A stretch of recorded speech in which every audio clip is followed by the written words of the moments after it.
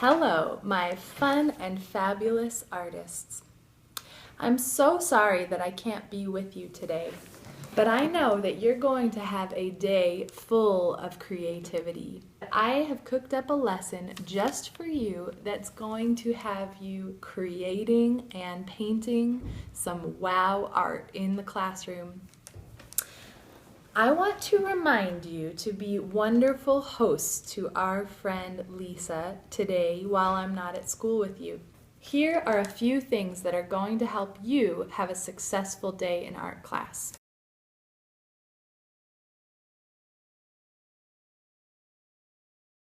If you hear our sub ring this chime, that's a sign for you to stop, look, and listen. I'd like you to put down any materials in your hands, turn your whole body, and give our sub your undivided attention.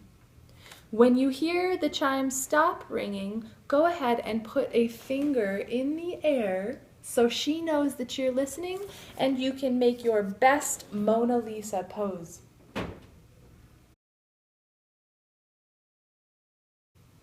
So, all I ask is that you show our sub your best behavior and your best creativity. Now, let's get creating.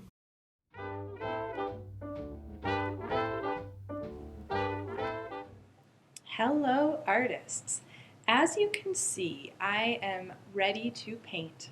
I have a sheet of newspaper underneath my paper. I have a paper towel that I can use to make sure my brush is clean and not too wet. I have a water cup to share with my table mates. It's only half full so that we don't have any unfortunate spills.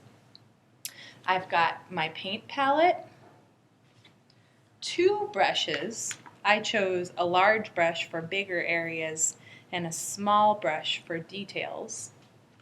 And I'm about to get my paint. The first step for this individual circle painting project that you'll be doing is that you're going to choose 3 analogous colors.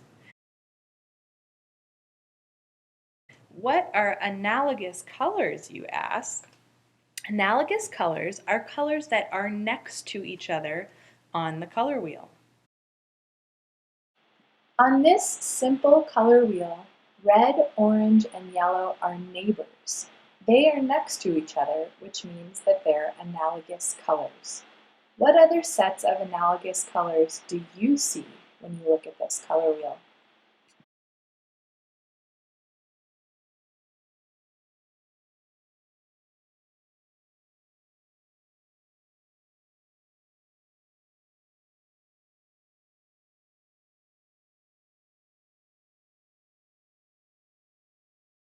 The analogous colors that I've chosen for my painting are yellow, green, and blue. Notice how I use a small amount of each color and I spread them out on my paint palette. Yellow and blue are the primary colors on my color wheel, and green is a secondary color. Begin your painting by making big circles starting in the center. Since you're painting big circles, it makes sense to use a bigger paintbrush. Swish, wipe, and blot your paintbrush to prepare it for paint. As you paint your circles, it's great if they touch each other, connect, and even overlap.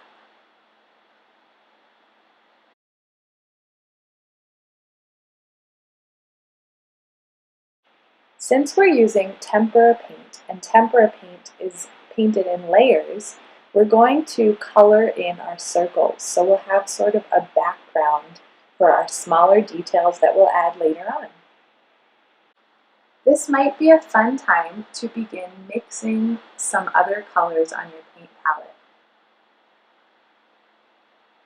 Remember that when you add white to a color, it creates a tint, or a lighter version of that color.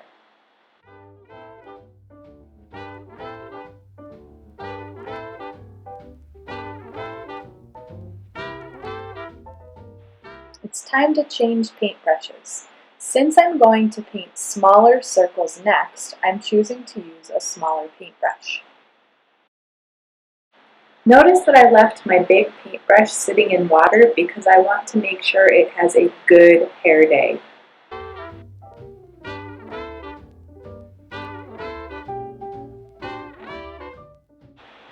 Now, let's take a look at my paint palette for a moment. Does it look like I've turned my paint palette into one solid color? No, I don't think so. What I'm trying to do is mix many small areas of color so that I can have more of a variety of colors on my painting.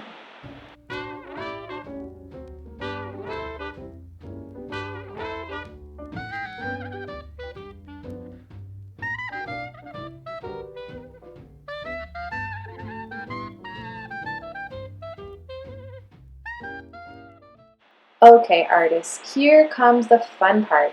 It's time to add some details on top of the first layer of dry paint. Think about adding details like patterns. A pattern is something that's repeated 3 or more times. You can create a pattern out of lines, dots, or other sorts of shapes.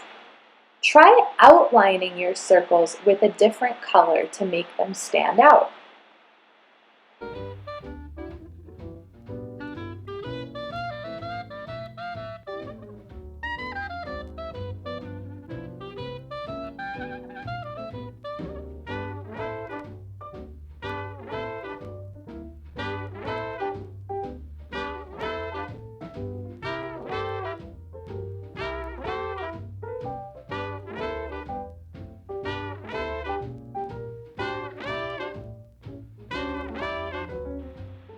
Now that you've created a beautiful circle painting, you might want to fill in the empty spaces of your composition.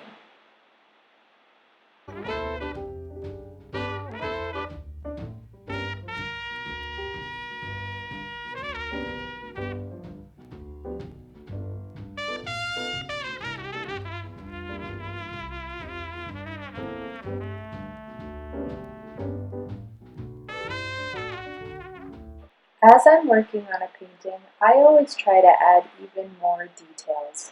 I try to create patterns around my painting and look at my painting as a whole composition. At this point in a painting, I like to trade my small paintbrush in for an even smaller one to add those small details and patterns that give a painting energy and creativity.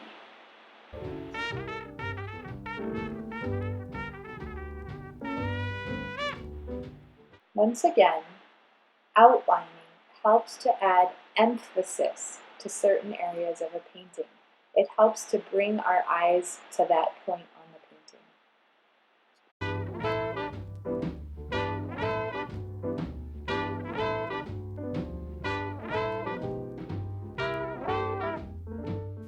Okay, artists, can't wait to see what you create when I get back.